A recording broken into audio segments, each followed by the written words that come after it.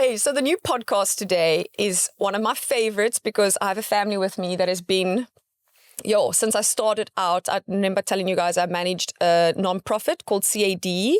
I think I was 2017 to 2021, and I think I met you in 2018. 18. Yes. So one of my first clients, and I'm so proud and happy to still be in contact. I think a lot of people don't have that benefit, and just to see people grown, also like Shay being your son and seeing him all grown and turning 22 next month is absolutely crazy. So it's so beautiful to see the progress. I think when a lot of people go into institutions, they just see that place and they don't see the after, the results, which is really good. So today we are talking about addiction, the impact it has on families, the process, for people that don't understand or in the situation where they are struggling with someone in their family that has addiction. And the main concept is that addiction is a family disease. And not a lot of people understand that, because I don't have an addiction problem. So what is it, a family disease? But the addiction itself impacts the whole family. You might not have to be using the substance in order to be living the life of an addict, where it comes with lies, maybe manipulations, keeping it away from, people in the community because you're ashamed. So today we are with Ilse, who was initially my first client. We met just after we met when you were in rehab, or was it after? I think after. It was after because the CAD, the nonprofit I worked for, was for aftercare. So it's about people that come out of rehab and to make sure they stay sober or try, and relapse prevention. Yeah. So I met you after you were at Remote. Yeah. And Remote is a rehab in Paro, 5-week program. And I highly recommend it, actually. Yeah, it is really good. I still send people there. And so we met in 2018. Do you remember the day that you finished rehab? I don't. It's such a blur. I actually went home to my parents. It was very overwhelming, not knowing what to expect once I leave the safe space. Yes, if I can call it, which has been my home. In the transition from addiction to recovery. So it was very overwhelming. But knowing that I could go home to a family that loves and supports me, that was reassuring. Okay. And on that note, like I said, Ilse was my first client, but then I got to meet the rest of the family, because family support is very important for long-term recovery. The statistics show it, and now this is like pure evidence, how support can make or break your sobriety. So Greg is Ilse's father, and then Shay is Ilse's son. So the whole point of this podcast is to show all the dynamics and to be really raw and vulnerable from each person in their perspective. Because sometimes I think when people are in recovery, and I'm not sure if you experience this, Greg or Shay, like she's in recovery, she needs help. So you almost maybe put your feelings aside and the hurt that was caused in maybe the beginning, because you don't want to jeopardize her sobriety. Was it like that in the beginning when she came out? I would say yes, but I also want to preface it with something else. I'm an adventurer by heart, and I do a couple of crazy things. And in 17, I planned to do a walk in the Northern Cape. And it's a 10-day walk, 258 kilometers, and it's arid land, and I planned this. And it was my means of potentially escaping life, but I also need to find me. And a week before Ilse was due to come out of rehab, she asked me whether she can go with me. And literally a week after she came out of rehab, we then packed and left on this journey.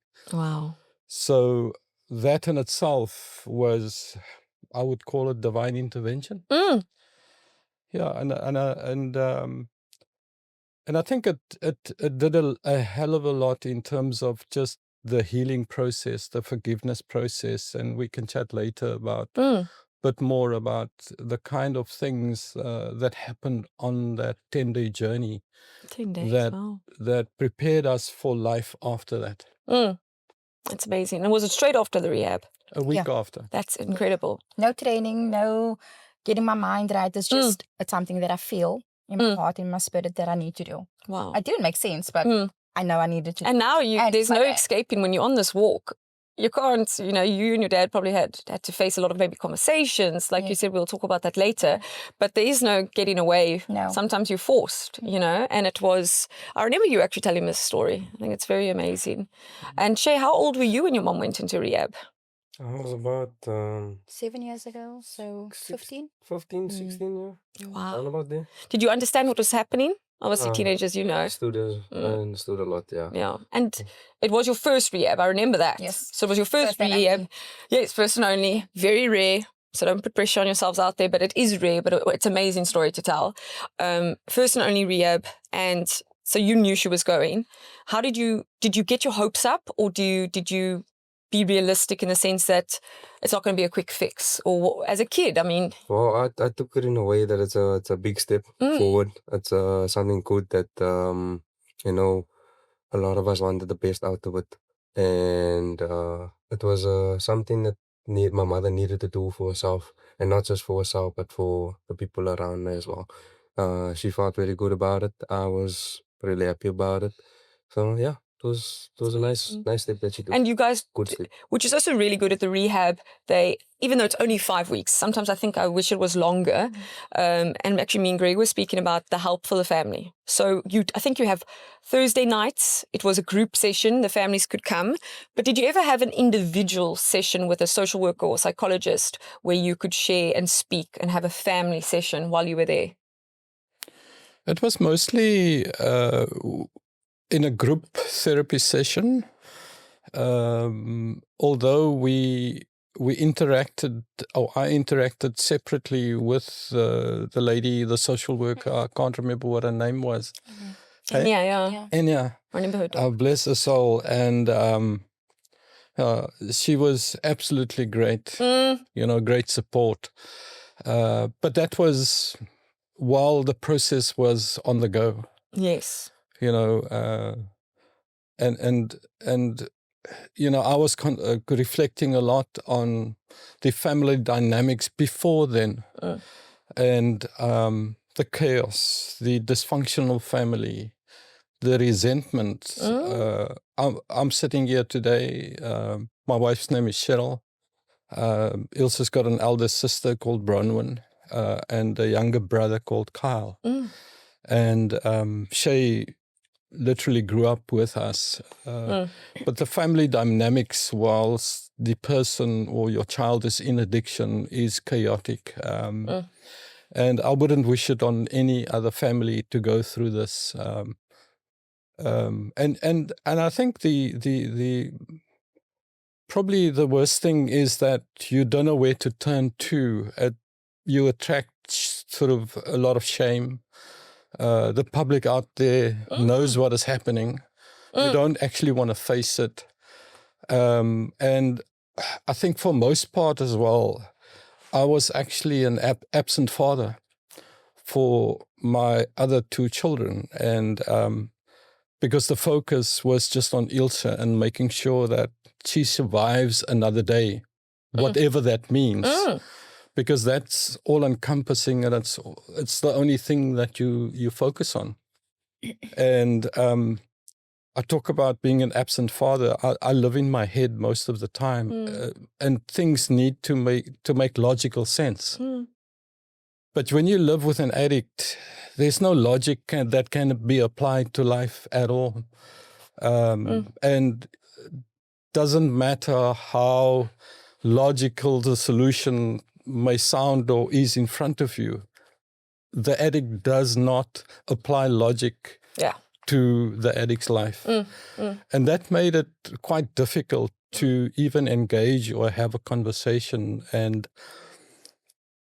I think it got to a point where my wife, Cheryl, resented Ilse as a child, that her siblings, Bronwyn and Kyle, resented Ilse as their sister.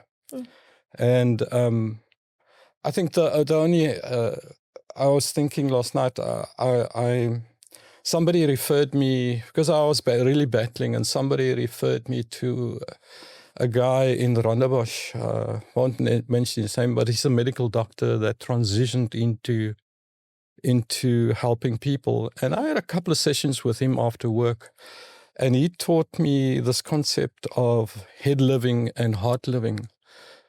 My life and my corporate sort of environment that I lived in was mostly head living.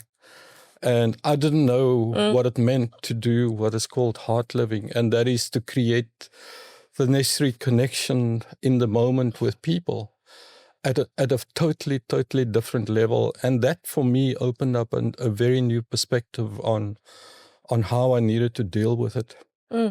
It's actually amazing, because would you, in a way, have ever got an emotional level? You know, I sometimes think when you're such a logical and mind thinker, it's almost like a safety net. You don't get close. There's almost a certain level where you're not going to ever get truly close to someone.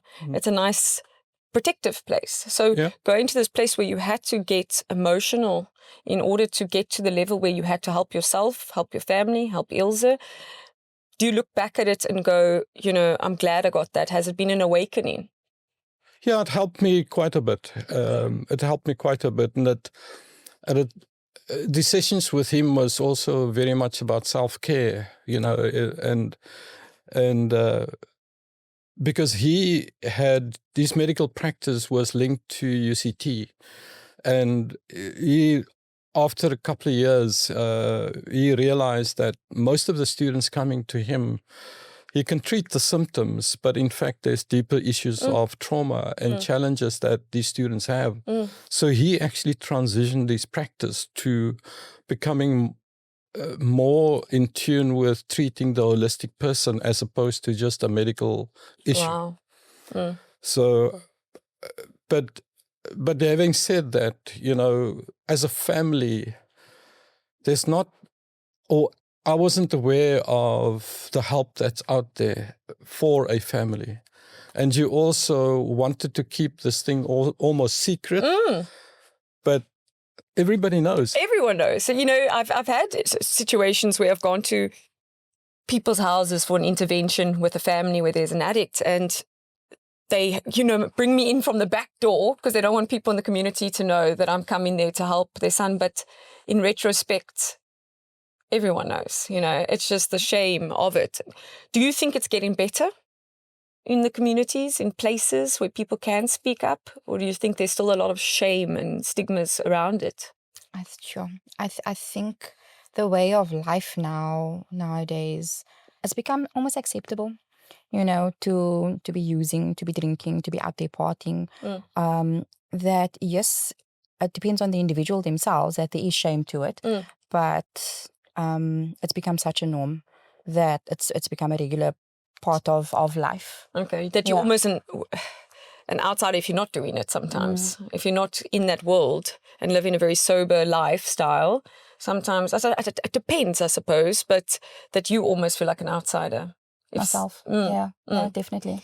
Okay, so, you know, let's just backtrack. Let's get a little bit of a backstory, if that's okay, to just see where you've come from in order to go, like, this is where you are now. So people can relate, and it's going to create hope for families that are living with an addict and is struggling, that there is, you know, hope, that putting in the work, you can live and come together and, you know, live a relatively normal life, whatever normal is. But Ilse, just explain, when did your addiction start? How old were you? And I would also like to hear from Shay and Greg, when did you realize something was wrong? Because you think you're hiding it. I think a lot of addicts, like, it gets to a point where it gets so out of control, but in your mind, you think you're still hiding it. So how old were you when you started, and when did it become from experimentation, fun? And then when did it lead to dependency, where addiction came? Yeah, I think I would say it stemmed from trauma, which happened in my high school career, and not knowing how to actually manage that emotional pain that I was going through. You know, yes, I had my parents' support, but I didn't know what to do with those emotions. And I mean, I was at high school, so I was partying, I was drinking, I was experimenting, and back then it was ecstasy, it was weed, and that was, you know, gateway drugs. And I carried on, and I met my was it in matric? I met Shay's dad in matric, and it just escalated from there. I would say I wasn't using with him, but knowing the lifestyle that he led, I kind of accepted that was what he did. It was only later in life. I think I was chatting to Shay just earlier. It was the year of my 21st birthday when, and Shay was still a very small baby. I think it was my 21st and he was 8 months or so. Okay. Where I started rapidly using, but not every day. I just needed a fix to, get me back to a level of where I'm feeling good about myself, about my body. And then thereafter, it just escalated to me using almost every day. Where I used to use at work even. Yeah. It became so out of control. I wasn't able to pin a job down. And at that time, what was your drug of choice? Methamphetamine. Yeah, street name is Tuck. So you would use it at work, at home. Yeah, crazy. Yeah, just to keep me going. It wasn't a need for me to manage any pain, any emotional pain. But it was just a mental thing that I needed to. I needed that fix. Okay. And it escalated. I think fast forwarding a few years into where we actually got married, and that's where things really, really got bad. When I became involved with gangsterism, with petty crimes, it just snowballed after that. I lost a job. I didn't have any income. I was bringing the wrong peoples into my life, into my family's life, into Shay's life, into our household. So you were now living with your ex? Yes. All right. Yes. So that's, I suppose, in a way, the before it came known, you could hide it a bit. Yeah. To the extreme I'm of sure it. Like my family knew. No, they knew what was going on, but I think no one can prepare themselves for the extent. Like you said, with the petty crimes and the people you surrounded yourself with, it must have been quite scary. So, and was Shay living with you or with your parents at the time? On and off. On and off. On and off. During the week, because it was more stable at home with my parents. Yeah. He would go to them Monday to Friday, and then he'd pack a bag and literally come to his parents. Okay. For a weekend, and then pack his bag again on the Sunday to go home. Okay. Well, to my parents. Yeah. It was disruptive for him. Of course. And I didn't see it. I looked forward to the time that I could spend with Shay. But during the week, Monday to Friday, I was doing what I needed to do. Yes. To feed my lifestyle. Yeah. And then so much happened within the space of 2 to 3 years. To the point where I was faced with death so many times. Sure. In jail cells, within my own home. It was terrible. And my turning point was facing death and choosing life instead. Wow. And that's actually, recently I had a client that's found out her brother's using, and he was also arrested. And she's like, is this going to be his rock bottom? And I'm like, I can't tell you that. I've had clients that have OD'd. I've had clients that have gone to prison. It doesn't mean it's their rock bottom. So you said you faced death a couple of times. What was the time that said, this is my rock bottom? Enough is enough. When was that? Look, my soul was just tired. My soul was just tired. And look, I come from a very abusive relationship. And it was this reckoning moment when I didn't know what other choice I had but to hand my life over to something higher than myself. Because while I had someone who wanted to hurt me, I had other people praying over me, and yet again I had to go back into his hands, to my abuser's hands. But it was just the fact that I had enough. I couldn't anymore. I was just tired. And I hear that broken a lot, down. Yeah. I'm tired. That's what people say. Yeah. It's like your soul, you said. Yes. Just tired. So at that point, And now, before I ask you this question, I would want to know with Shay and Greg, when did you know, we live in the denial that it can't be true. I think we hear about it, you know, I don't know when Ellen Paki's stories came out, but you hear about these stories and you go, it never will happen to me. It will never happen to my family. And that is the ignorance we live in, okay? When did you have to accept something is not all right with my daughter? When was the time? Can you remember how old she was?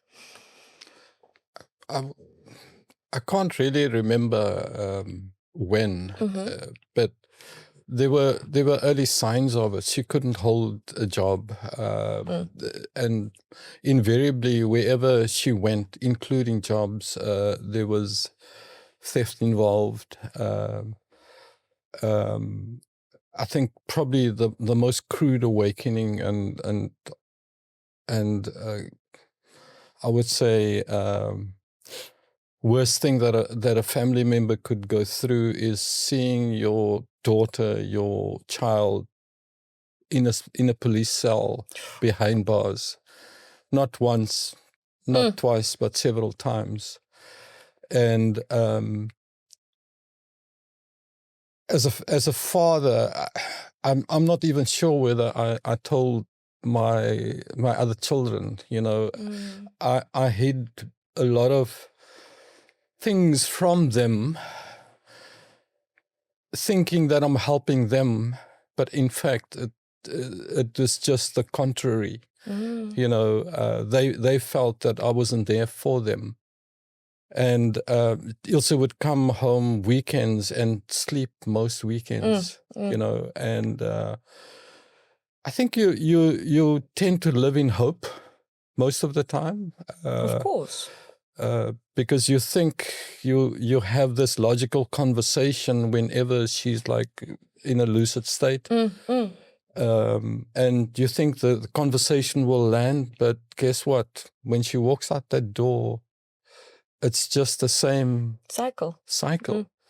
And in fact, the weekends we were so anxious. You know, you may get a call at the middle of the night, and when you do get a call, what is it? Is she dead? Is she in a police cell? Has something else happened? That's the kind of life that we've come to live, you know, and yeah, it wasn't great. That's how I started off the podcast saying addiction is a family disease. Yeah. So you're not using the drug, but you're living like an addict. Absolutely. You're on the edge, you know, waiting for a phone call. You are living this life that you're on constant trauma response, crisis, you know, management. So you carried actually a heavy cross with you for a long time, in the sense that we're going to call it, it's called actually a drama triangle, and I'm getting very, you know, technical now, but it's a drama triangle. If you look like it as a triangle, there is the persecutor, the rescuer, and the victim. So that's the triangle, all right? And the victim will always be the addict, because as an addict, they manipulate when they're in an addict mindset. This is not when someone's sober. You are the victim. You'll make yourself the victim. Poor me, you know, it's not my fault, etc., etc. But what we see is the rescuer and the perpetrator, those roles switch, and it's normally between a wife and husband. Say now in this scenario. So you're smirking there, so I want to know why, because it sounded like you rescued quite a bit, and then maybe your wife was a little bit the perpetrator. And did those roles ever switch? It did switch, and there's you know, we came back from Christmas holiday. I think you'll remember it.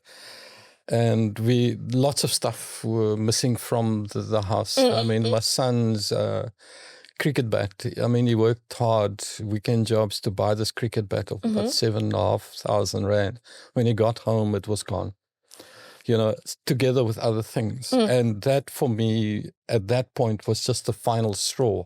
And I think in addiction cycles, they talk about hard love.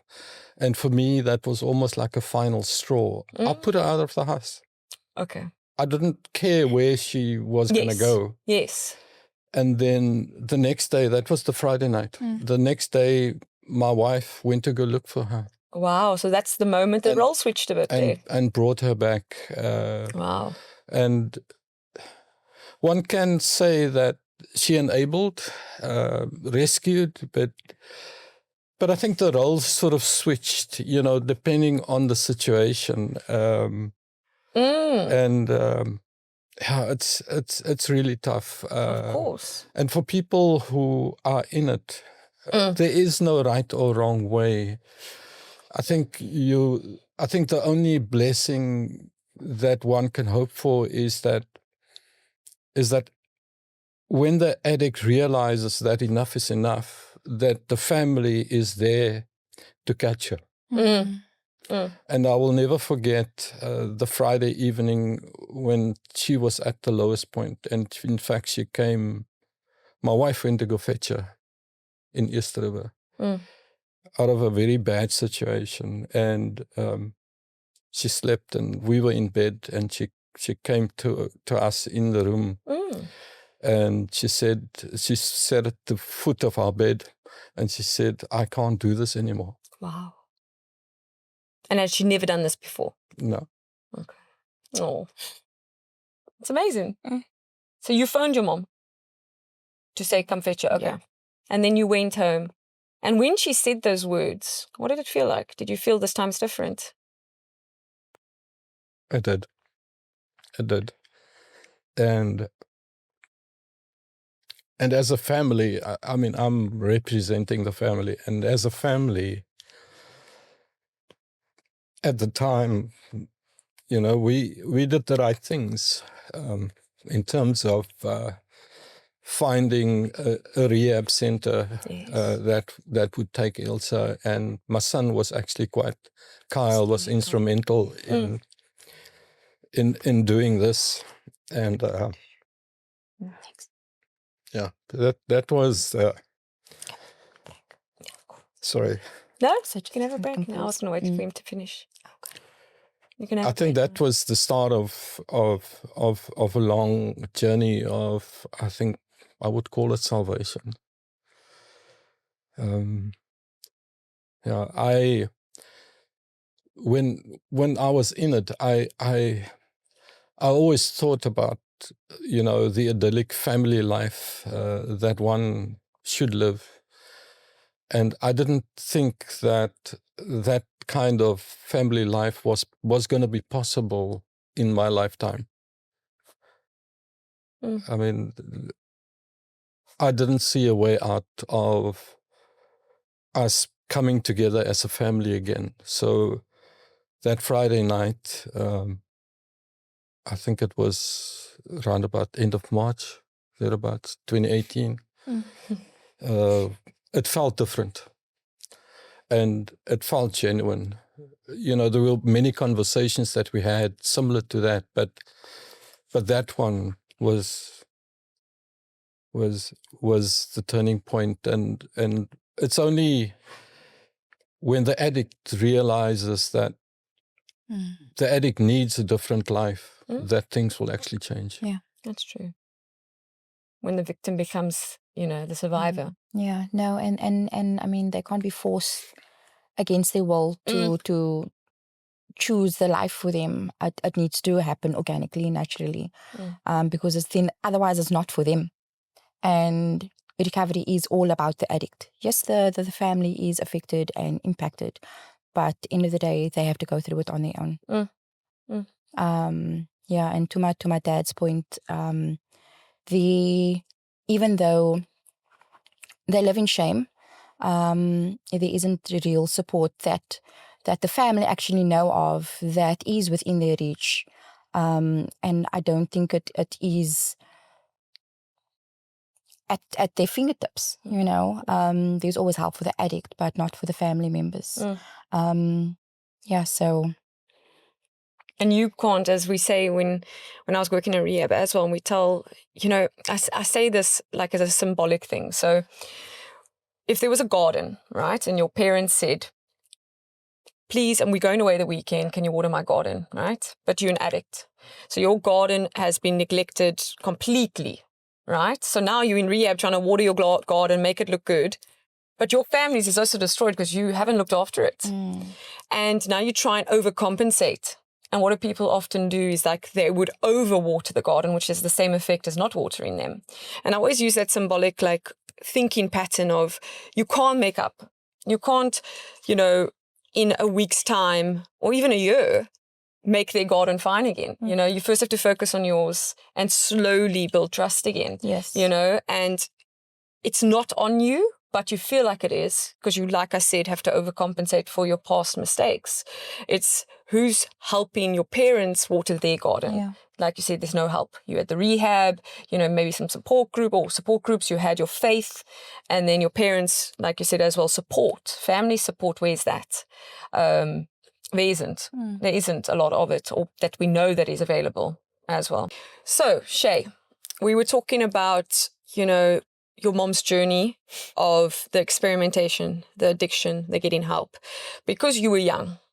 And I see this a lot with my clients going, oh, my client was 5 years old, they're not going to remember, or their child, or they 8 years old, they didn't know what was going on. And then I speak to the child and they know everything. They can explain details of witnessing how their parents maybe used, etc., etc. When did you know something was up? Look, as a child, you obviously have your younger moments where you don't know a lot and you're just over that playful and everything, Of course. So more to the point where I started understanding everything, but also of the fact that I could see where I'm going and the places the Yeah. environments I'm in and everything and all the exposure, not just from my mother's side, but from my father's side as well. Well, there was a lot of times where I used to drop my mother at work on a Saturday and then we would go, Oh, wow. into other places, and then I would get exposed. I see everything and all. Sure. And just putting one and one together. Yeah. And the times at home of people that come around to the house and people that we go to. And, just that step away is just like, what's going on, Definitely. And then once It's you so just, scary. you grab it and you get that understanding and then, yeah, so I would say it was very quite young, like, that I actually knew everything was going on. And I can imagine it's very conflicting. I mean, your father, it's your mother. That's all you know. And you love them, and there might be moments of hate, and it's just this conflicting thing that I see sometimes with, clients as well. Did you sometimes feel you had to keep the secret because you knew your grandfather was very protective? So in the sense of, I don't want to come home to, Greg, your grandfather, and go, this is what happened, because I might be taken away from my mommy and daddy. Did you ever feel that? Look, that's actually a good question because growing up with not just my mother's parents, my grandparents, my other set of grandparents. Oh, your paternal. My father's parents. I was asked a lot from my father's side to lie on his behalf. So I would get it would become a common thing, a everyday thing. I got so used to it that lies became so normal. And with that, going home, like my mother said, I would stay by my grandparents in the week to go to school. And then over the weekends, I would come home to my parents. Well, that I never really want to face the situation that I would be put in if ever the questions do come up about what have they been doing over the weekend, what have you been doing, what kind of things are they into and things like that. Like, I would say growing up, I was afraid to have that conversation. Because, it's my parents. I don't want to say the wrong thing. But at the end of the day, also, I know that what they're doing is wrong. But, yeah, so I could almost a little bit disagree because yeah. a lot of people would think that's right because your parents are doing it. They're my role models. They're the people I look up to. How did you know it was wrong? I knew it was wrong because of all the trouble that they were getting into. Okay. And of all the things that have been going on around me. And obviously, I look at, I have friends growing up and everything. School friends at home. You see their environment and their situations at home. It's very different to what mine was. Yes. But with that, I never really voiced my own situation to anyone because I would say I was a bit shy because of what people would think.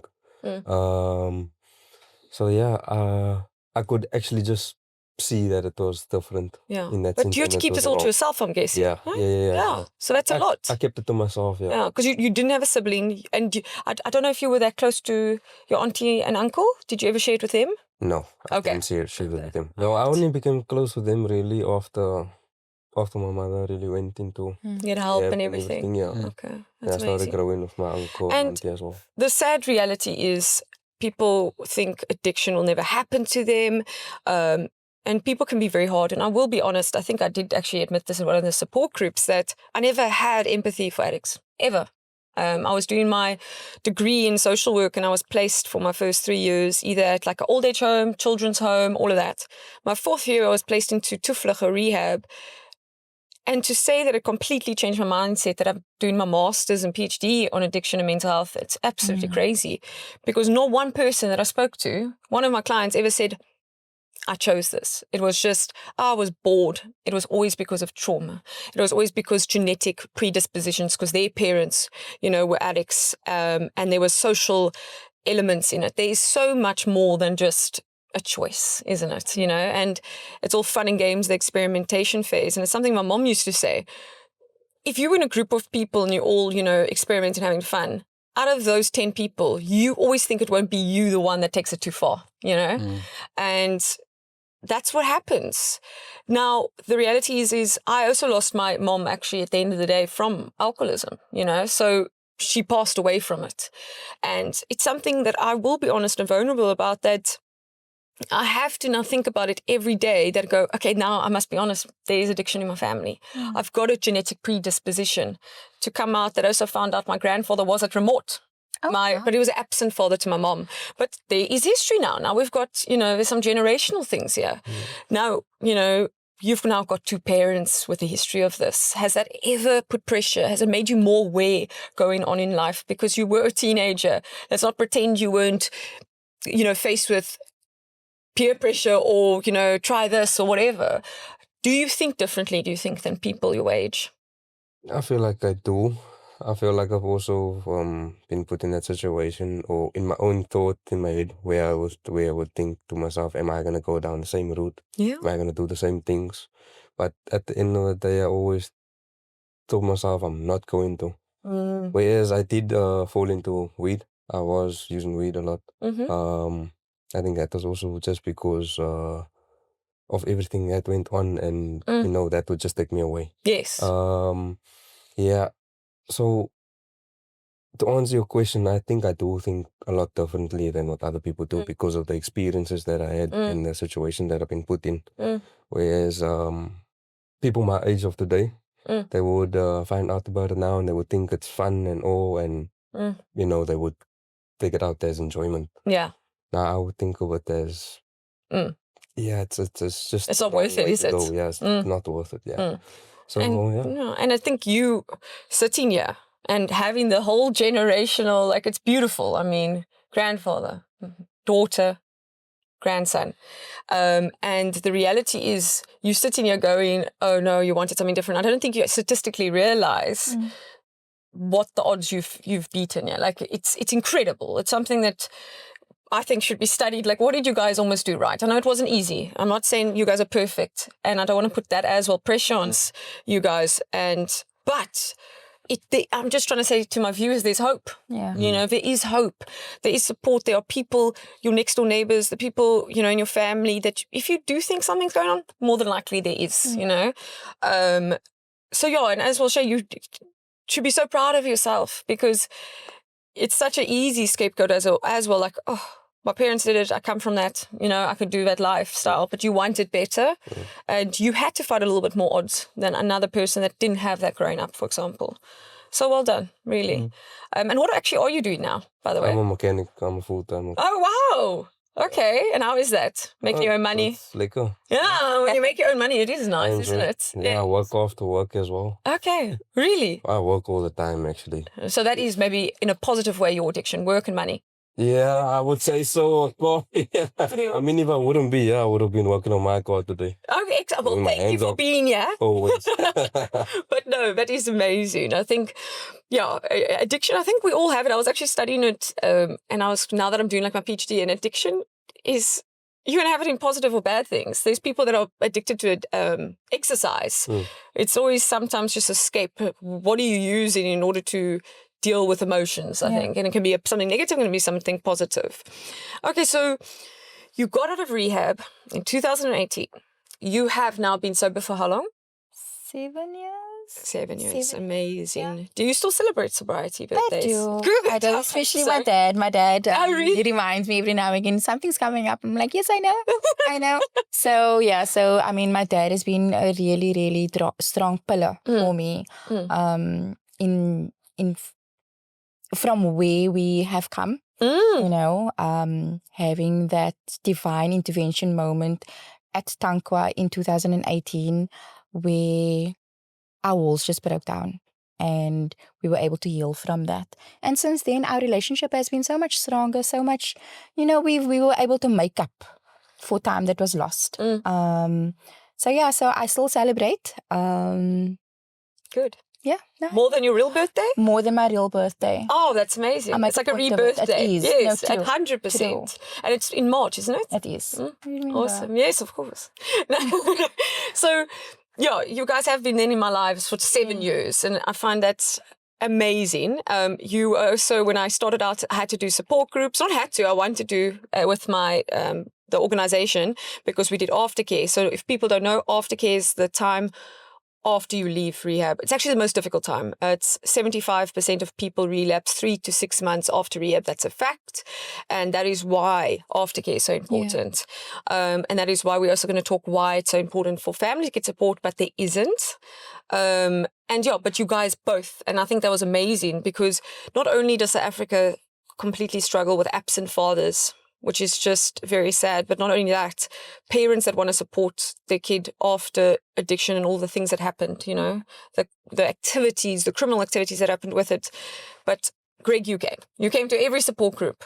Yeah. You know, we had it, I think, on Tuesdays, and you came, both of you, and that was amazing. Was it strange for you in recovery to see a father? I'm sure maybe even at visitations at rehab, you a lot of the time see no one or a mother. Was it interesting, or did someone ever point out, you've got really a good support system with your father? Yeah, no, I did. I mean, I could only speak. I can only speak on my own experience, and it's not to judge anybody else that lacked it, but I can just surely say that my parents were a great support pillar for me. And do you think that's why it's 7 years? You got no, true. One of the biggest reasons. Yes. Yeah.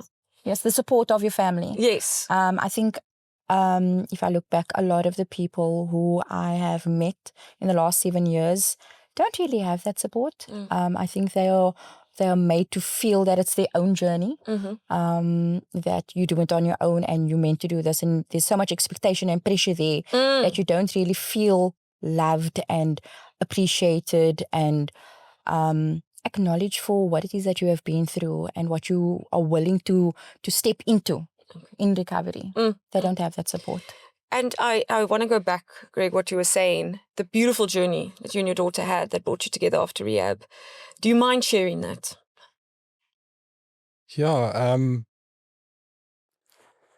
For me, the mountains and being outside in nature has an attraction that I cannot describe. It provides me with time out from life. It provides me with the ability to just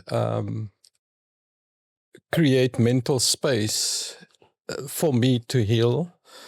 Very often, you know, when you live life in the chaos of it, or even normal life, you don't resolve all of the challenges that you face. And when you're out there in the middle of completely nowhere and the beauty of nature and the magnanimous nature, you've got time to think.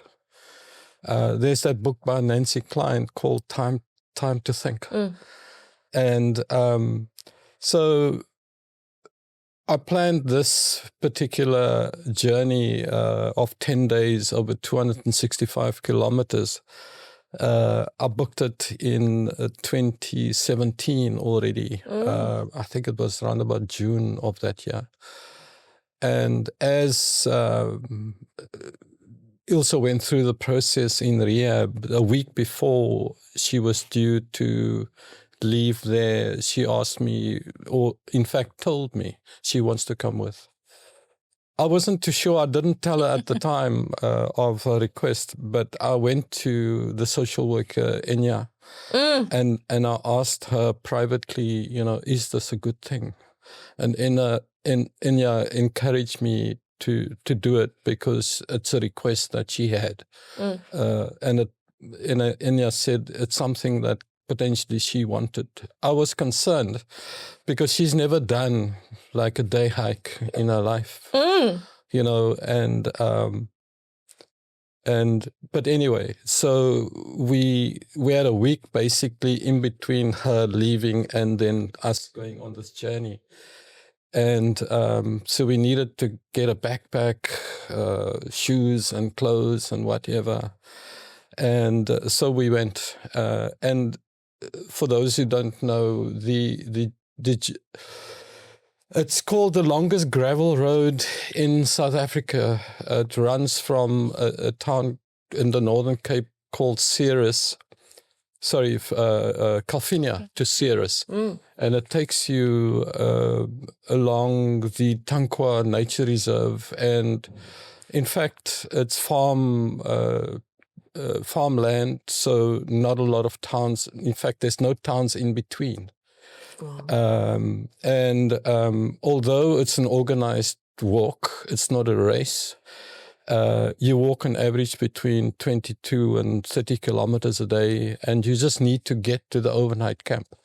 And there's about 40 to 50 people generally that does this journey. And from day one, we chose to actually walk alone. Together but separately. And for the first 2 days, or first 3 days, I would guess, it's the struggle of understanding and getting into the rhythm of just doing it. And there's nothing. So that can occupy your mind, but your inner thoughts. You look at the landscape and it's the same. No distractions. Yeah, no distractions. So... And I think it was the morning of day 3. It was, we had a 3-man tent, so it had separate bunk beds. And I got up and she got up, she was awake and she said to me, "I'm not doing this today.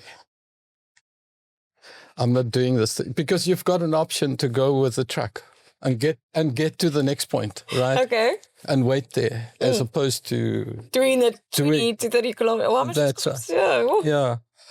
And I looked at her and I said, you asked me to come along, so you decide. And I got out and I went to go make breakfast for me. 5 minutes later, she joined me. And I think that transitioned the mindset, to be wanting to do this thing. And the thing with a walk like that is that because there's no cell phone reception, there's no other distractions, you walk alone. She would generally walk in front of me and she would have the scarf on. It's a red scarf. It's not a thick scarf, but what do you call it? A chenille type scarf. Yeah. And when the wind blows, the wind would blow the scarf sort of behind her, and it would trail behind her. And what did the people call you? Zara, Queen of the Desert. Wow. Yeah, just the image. Yes. And she grew stronger, throughout. And quite a number of things happened of significance, but I'll relate to you one specific one. And that is, I think it's on day 7 or 8, when you start the morning, you go through like a poort, right? So there's 2 koppies on each side and you go up towards the poort. And just before you get over it, to the left, there's a big cross on this road. It's like 2 stories high. And you see this, and you have to veer off, and it's another 1.5 kilometers to get up to this cross. And that morning, Ilse picked up a tortoise shell. It was baked absolutely white from the sun. Wow. And almost disintegrating. So she picked this thing up, and I said to her, she put it in a backpack, actually. And I said to her, what are you doing? This thing's got maybe full of diseases. She didn't answer me, and we walked on, and we got to the cross, and symbolically, you know, we actually sat there for almost an hour underneath the cross, this cross that's towering above us. And what people used to do is they write messages on little stones and leave it at the foot of the cross as a symbolic sort of gesture of the things that they needed to leave behind, you know, on this journey. And Ilse asked me for a pen, and I had a permanent marker in my backpack, and I gave it to her. And on the inside of the shell, she wrote, God has given me a second chance at life. I'm going to use it. I took a photograph of it when she put it at the foot of the cross. And so we departed. And just before we joined the road again, you know, I started crying, and then I was overcome by emotion of being in that moment at the foot of the cross. And I think similarly for Ilse, she can talk about her experience as well. But just before we were about to join the road again to go over the kopje, we both turned to each other crying, and we hugged. And we stood there. And the only thing I said to you is I love you. And it didn't need any further explanation, you know. And the years of suffering, you know, and for me it was a sense of forgiveness, and also starting anew, and somebody actually witnessed it. One of the trekkers as well. And the evening, she asked me, "Are you okay?" And I said, "I'm more than okay." And I related to her a little bit of the moment and what it meant. And I asked, in fact, when Ilse celebrated her 7th anniversary this year, I asked her, you know, or I said to her, it's absolutely divine intervention that things happened the way that it did. What if we didn't go on that walk? Or what if you went on that truck? Yeah, exactly. What if, you know, and you can't explain it. And it was meant to happen. 100%. It was meant to happen. Was that a turning point? It was a healing point for both of us. Gives me goosebumps, truly. Truly. Yeah. So I want to actually put it part of the program for rehabs now. Truly. I mean, so if you were to go back on this journey, would that stone still be there? It could be. The turtle shell. You put it on the... So my dad actually has done 2 treks thereafter. Yeah, so I went back in 2018. She was due to go with me, but she then got employment and she couldn't. And the shell was still there. I took another photograph of it. Wow. What I did, because she couldn't go with me, I asked her to write a letter, you know, because the Tankwa Camino trek in the Northern Cape, there's a bigger significance to doing this trek with the people, the organizers, and then just another adventure that I'm doing. It had significance.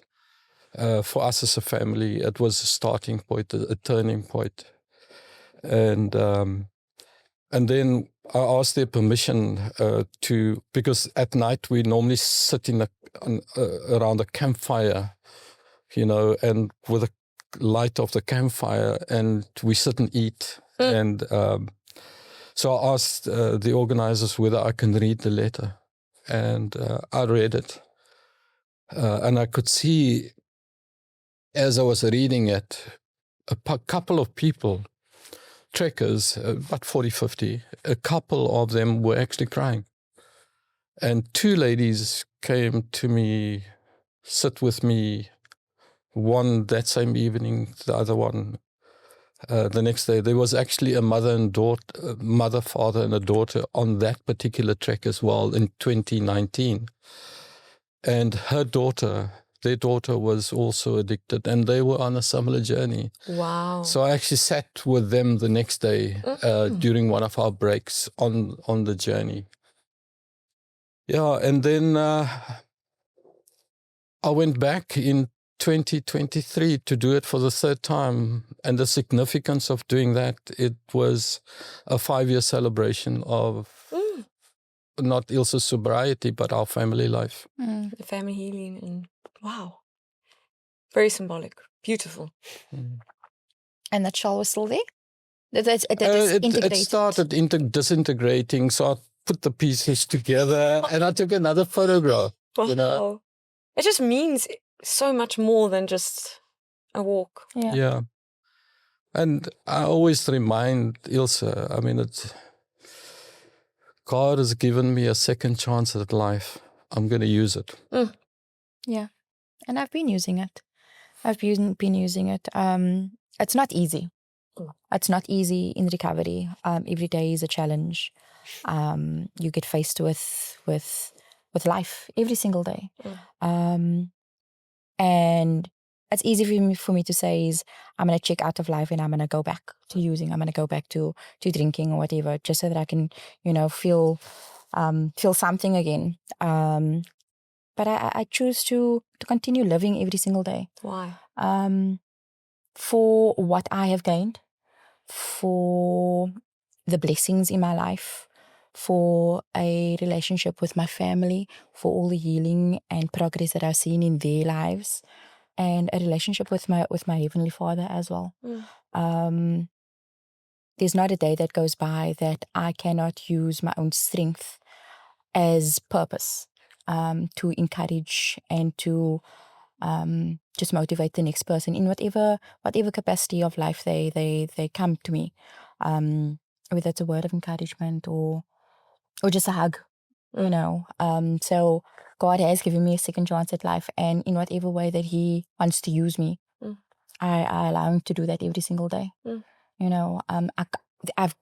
There's just too much that I've gained just to throw it all away. It almost 7 years of a new character, of new identity, relationships. My mother and I can laugh at the days where we used to put hands on each other. It became very physical.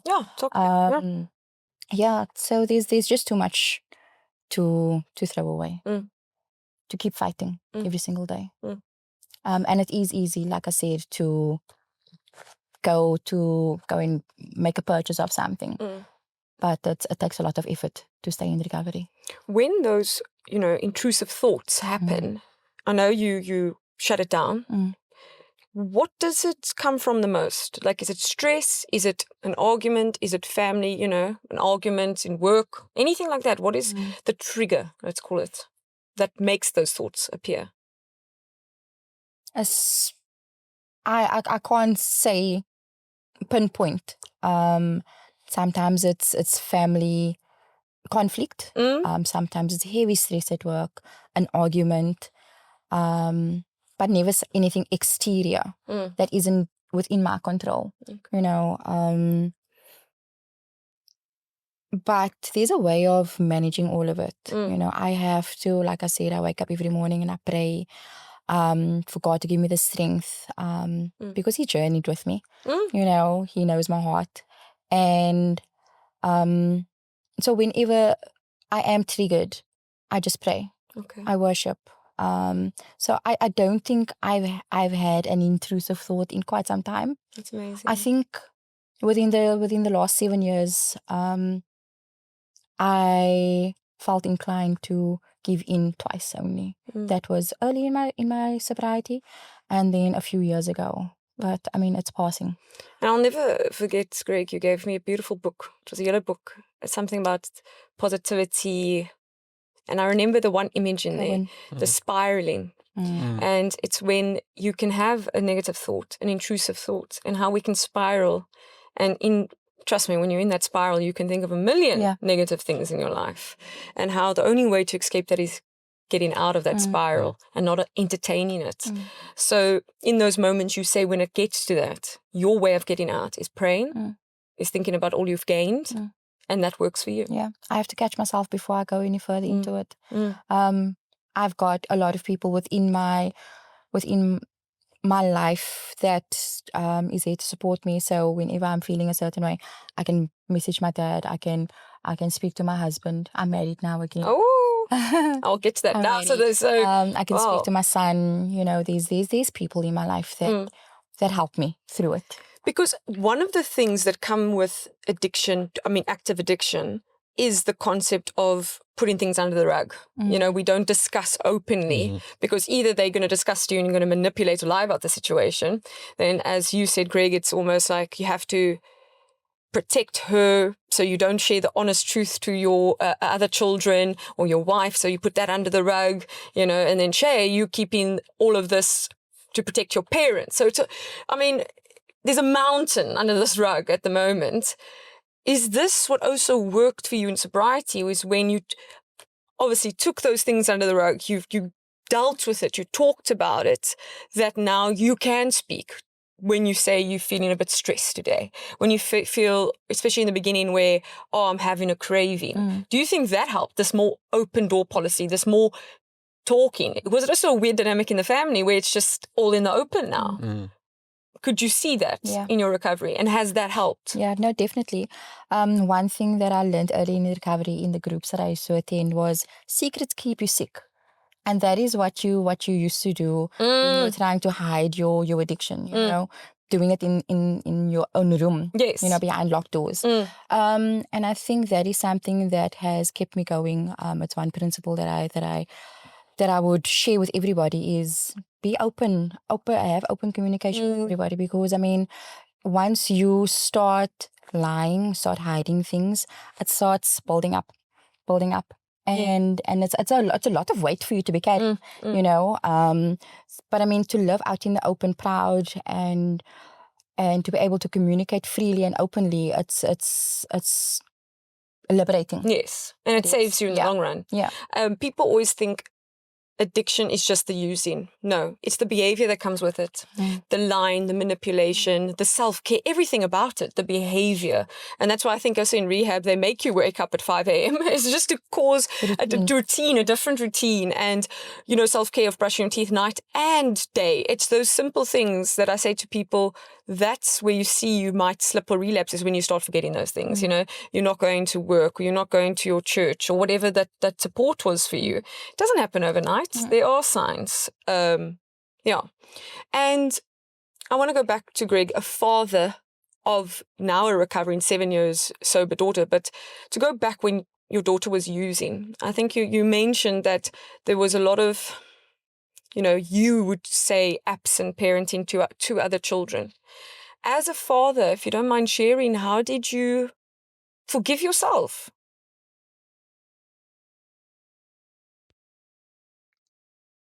We started having honest conversations, and in fact, as recent as last week, we had an honest conversation, Shell and I, with my son, where he reminded us of certain things that he resented about us. Wow.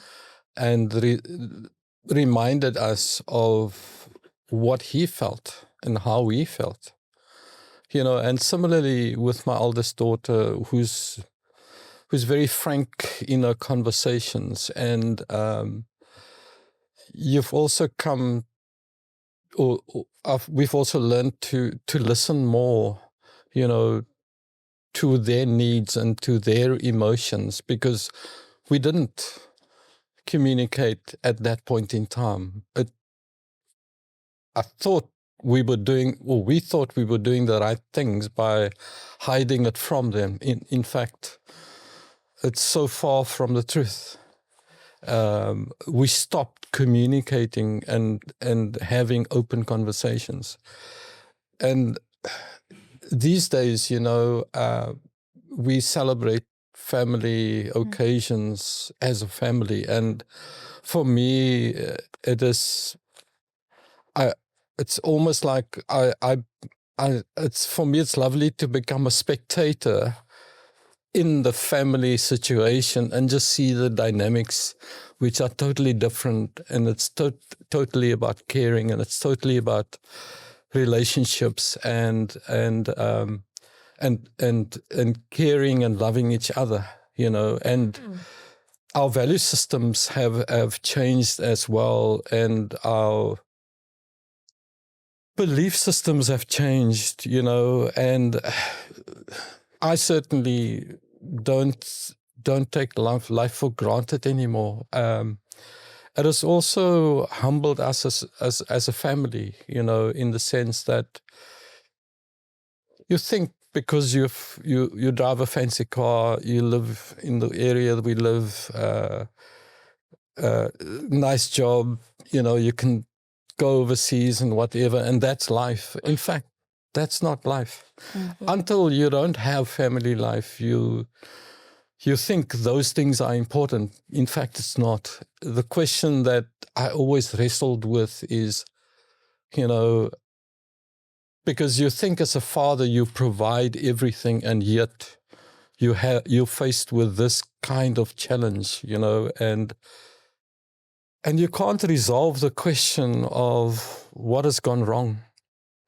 But you also have to get to a point where you have the conversation with Ilse openly during her process of rehab, and understand the kind of trauma that you went through.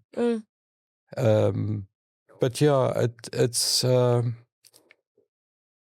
we don't take life these days for granted, and you've also become more vulnerable, you know. And I think my wife said these days, although you such a deeply introverted person, you love having conversations with people, and that is true. I've learned that people and people connections are important.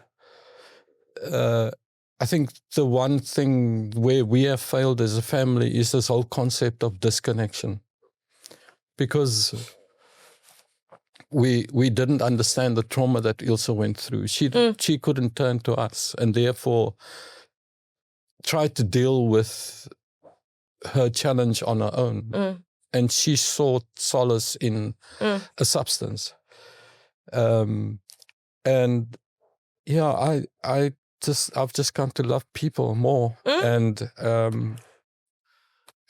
also I think the ability to just meet people where they are, because everyone is challenged in a certain way. And I think if you just take a minute to just not just say hello, but how are you, but you know, what's really going on, you know, and just asking deeper questions, maybe you'll be able to help another person. And I find it, because you are, you know, I remember meeting you, you're a successful businessman, you've got a good mind, you're logical, and I can't help but think that actually you maybe, you correct me if I'm wrong, saw emotional side as a weakness, because in business you have to be quite brutal.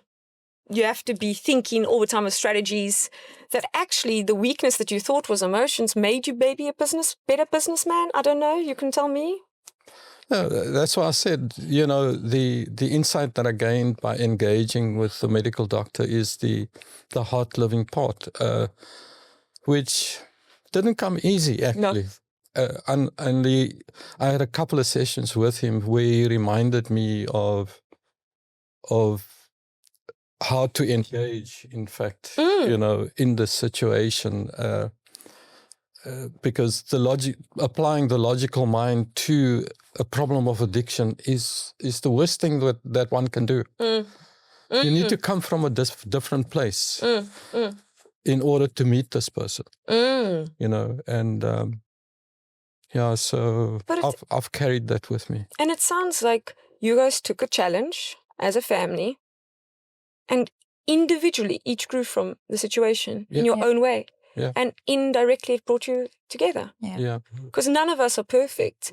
And if you isolate and you make this, eels is the problem, that is it. Correct. As a family. It's an easy answer. It is, isn't it? And, shut her out and go, she was the problem, and you project, we call it, where if you looked inwards and you all played a role, we don't have the whole family here, but we've got a majority of it.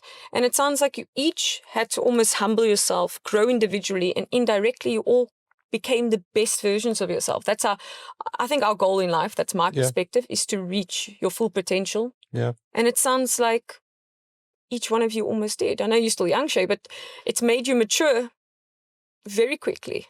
And in a good way, I think. I'd rather learn now and reach my full potential, live every day like it's my last. And like you said, not take it for granted now. And it sounds like that's what this happens. I mean, so terrible turned into something so beautiful. And I still go back to that, the trick you guys did, is how it's so symbolic in this whole scenario, how you wanted to give up, you wanted to get in the truck, almost take the easy way out. And by not, and you faced it and you walked and it, up this hill and you were busy dying and you were thinking, I never can see the end of the light at the end of the tunnel. And you persevered. And when you persevered and with your sobriety and as a family facing your inner truths, you've come out and look what's happened, but you had to go the difficult road, and you don't know how long it's going to last when you're walking up that hill. Is it another 10 kilometers? Yeah. Is it another 5? And what is at the end of it, So yes, it is sometimes easier just to go in the truck and just, take the other way around. But you have to go through, you can't go around the bush here. You have to go through it. Yeah. And that's what you did. And that's why for me, a lot of clients ask me, why do I still do what I do? Or isn't it hard? And I go, you know what, with 75% rates of relapse, it is hard, but it takes one family like this and it takes one person like this to have sobriety to make it all worth, the bad, because I believe there is hope and this can happen. But what I'm trying to show in this podcast that it does take individual work and hard work. And on that note, I would love to know, where are you now, each of you? Where are you now in life? And also if you could share maybe a message on addiction and recovery and people that are listening that are going maybe through something similar. Yeah. Where I'm at today, I am a mother of an amazing 22-year-old. Almost 24. Sorry, 22-year-old. I had to grow up with him, 7 years ago. And it was an amazing journey with him. Given where he was at in life, he was still on high school when I chose recovery, and I still needed to work through my own recovery and be a mother while he's and act as both parents. So growing with him was really, really good for me as well, getting to know him again. And I can proudly say that he's a remarkable young man, and I love where he's going in life. He's got a strong head on his shoulders. He knows what he wants, and with good models, Yes, he could have veered off and followed the path to whatever his friends chose, but no, he chose better. He chose better. So I love that for him. So I'm a mother. I am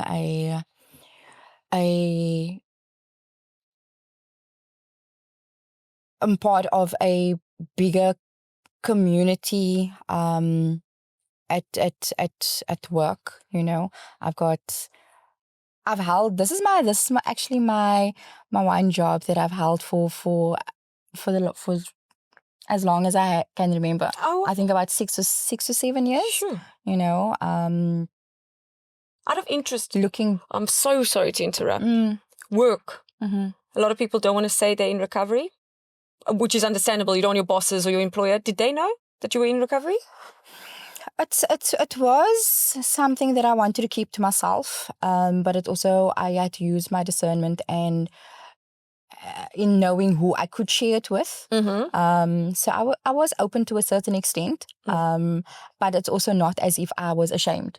You know, yes, I work in a company of over 500 people. So who knew my business was I kept my personal life private. Okay. But who knew about it, it was okay. You know, because if you are gonna judge me for who I was and not see me for who I am today, that's your issue to deal with. You know, but if you're gonna come to me and you're gonna ask me for advice, I'm there for you. Okay. You know, so yeah, so like I was saying, I am. I've been with the company for 6 years. I'm growing with them. I love my job. It has its challenges like every other job. I am a wife again, my second marriage to a loving, caring, supportive husband. And again, there I can say that our relationship is divine.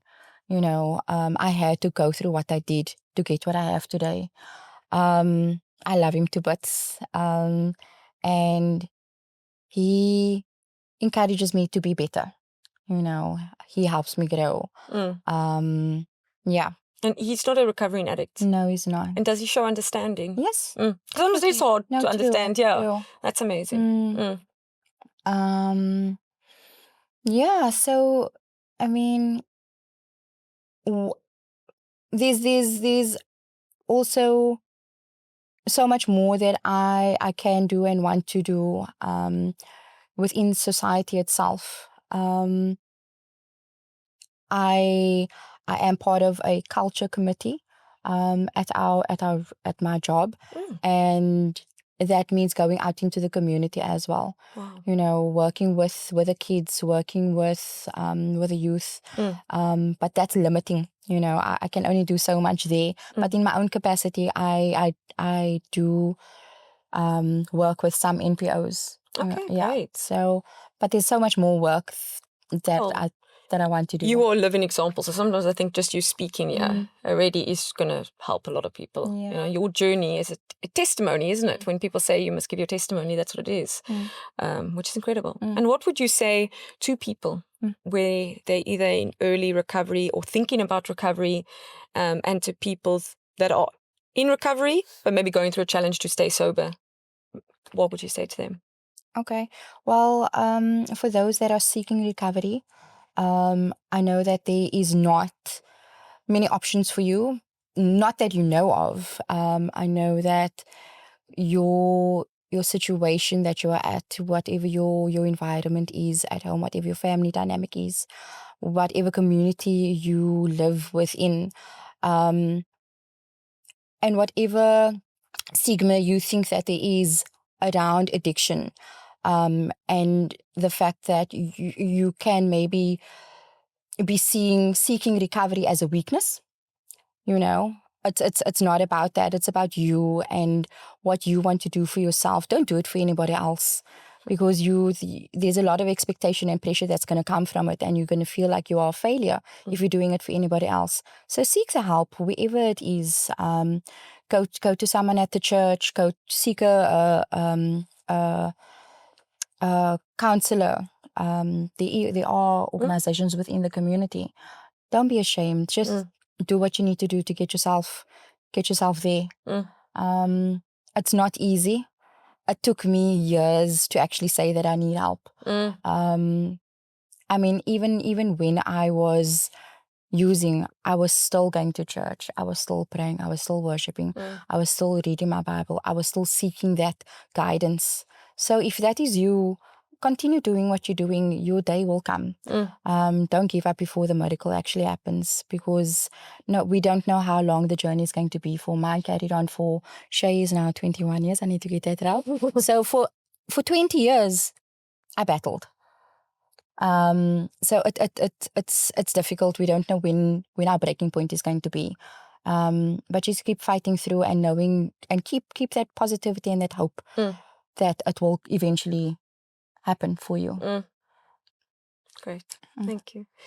Greg, what would you say to people, a father of someone that has been in the situation of having a daughter in active addiction and now in recovery?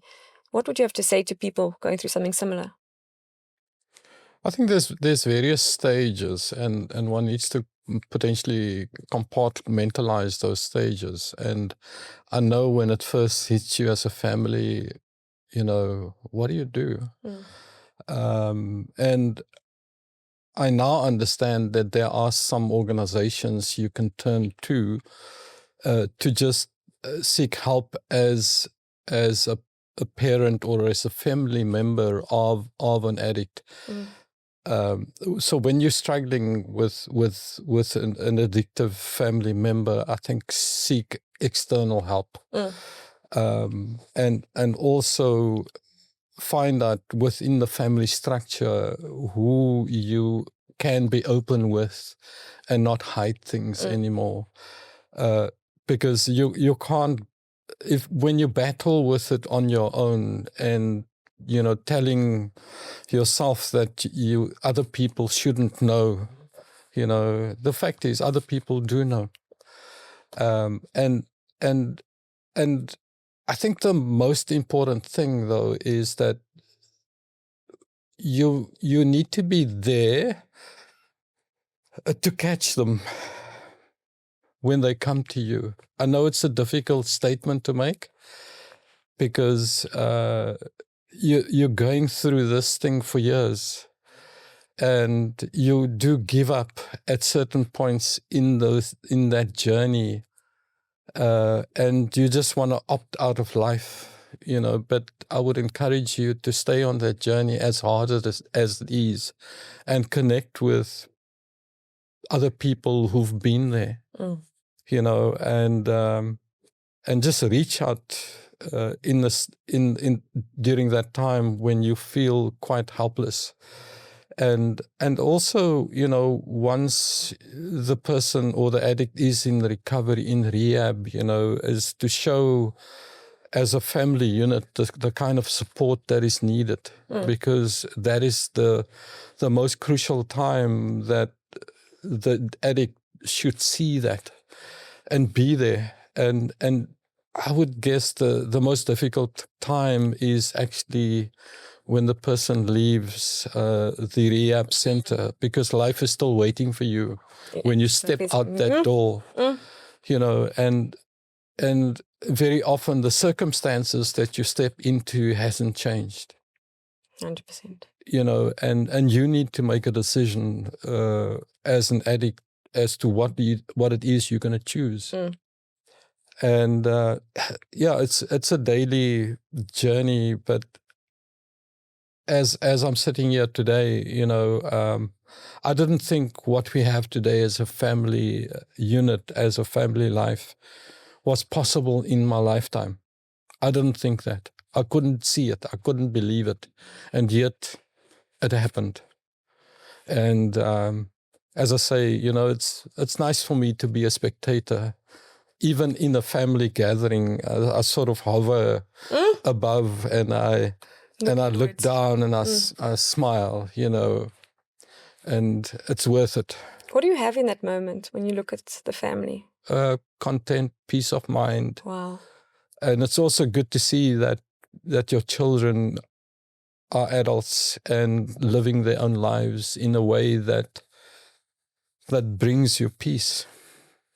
And as a parent, when you choose to become a parent, I think that's all that you want to see when they grow up is to see that they're okay. Yes. Independent, self-efficient. Yeah. Yeah. As a father, I don't want people listening to think it was easy. You've had to put in a lot of work. Yeah, You know, you were faced with this. You could have turned away, and many people do. and you I did have it. at times. Okay. Shay, now, yes, you're young, but you're very mature. So if you would say something, short to kids that are teenagers.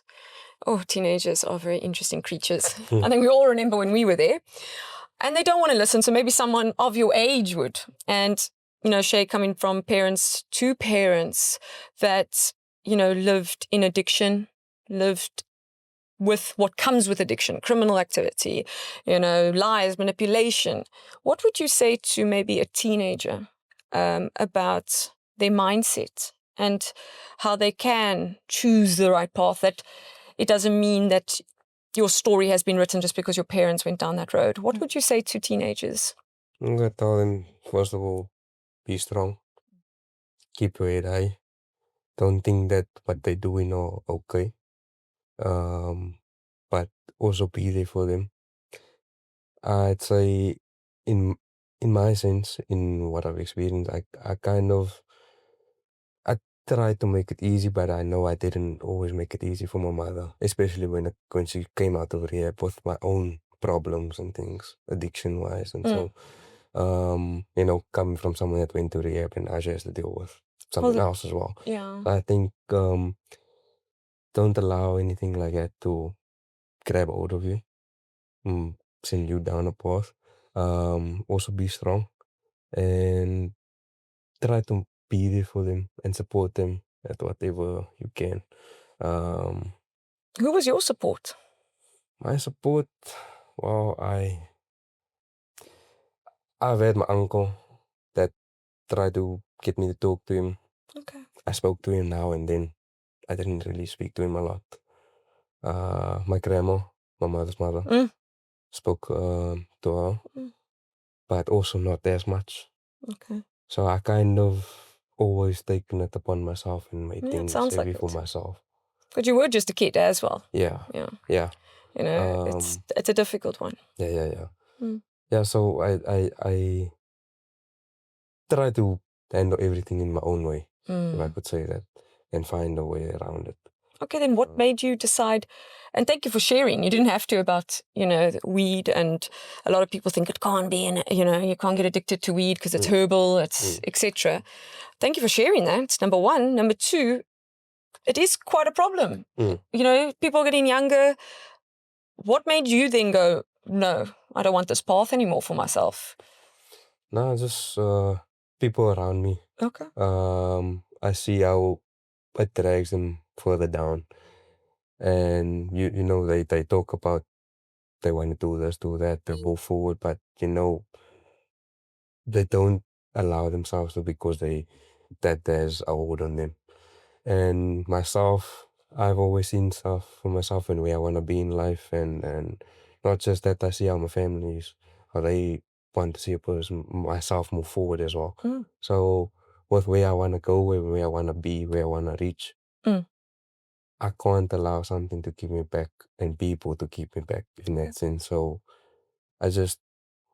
one day I just told myself, nah, look, I want to be there, but if I'm going to continue doing this, then I'm not going to go anywhere.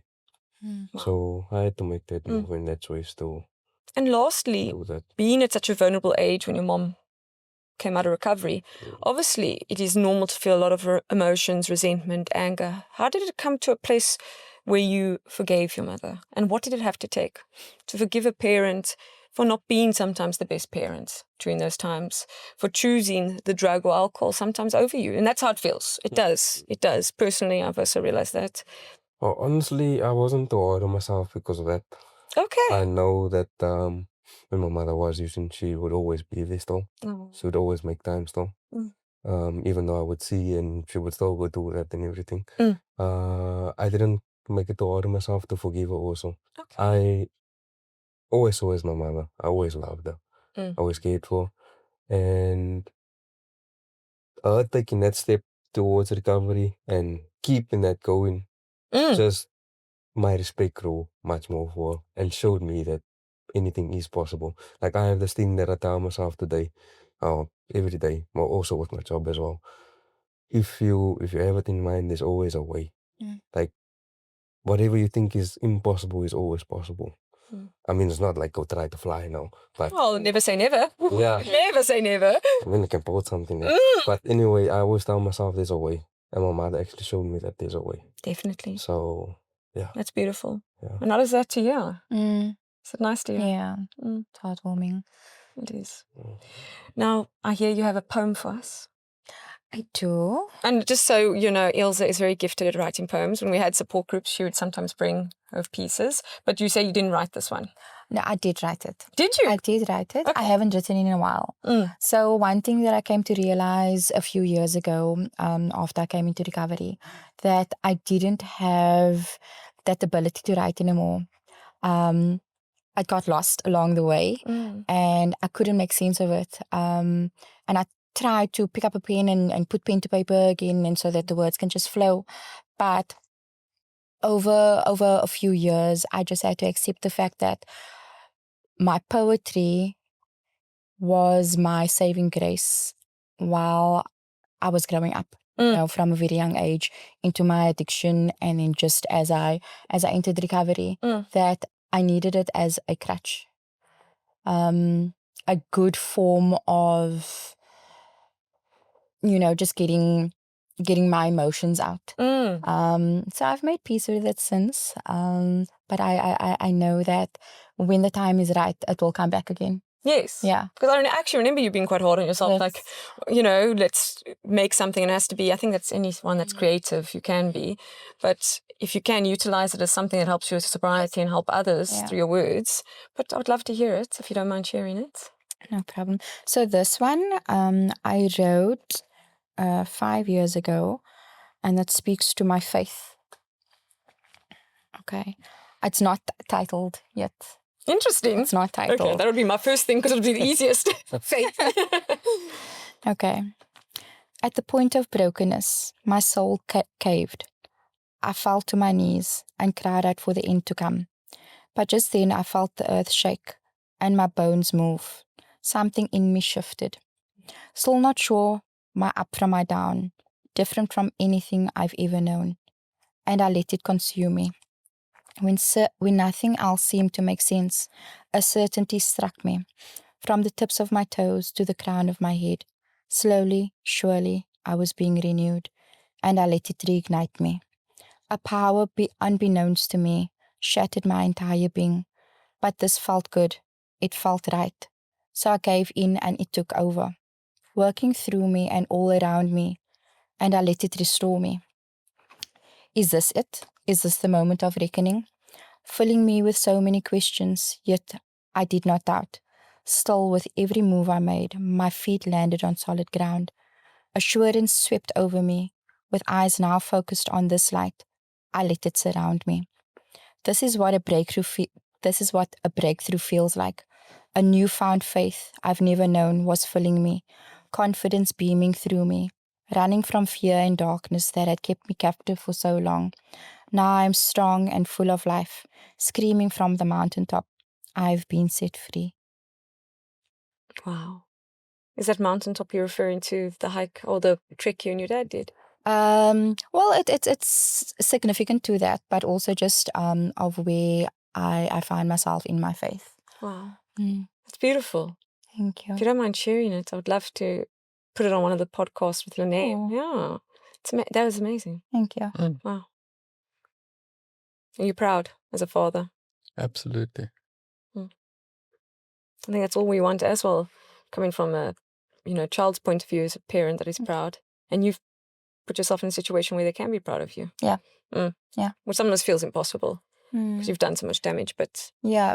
But I mean, where I am at right now, I live for myself. And I always have to keep my family proud. But it's without the pressure of knowing it's for them. It's for me. And that's what we were saying when you come out of recovery. We want to quickly fix it. Make them proud. But it's not sustainable. So now you know, you've of 7 years sobriety, or clearly you know that, you know. But indirectly, I always say to clients that are in recovery, if you choose to be sober today, you've made them the proudest. And I'm sure you can relate. I don't know, I'm not a parent, Greg, but does that make sense? That if they just, Yeah.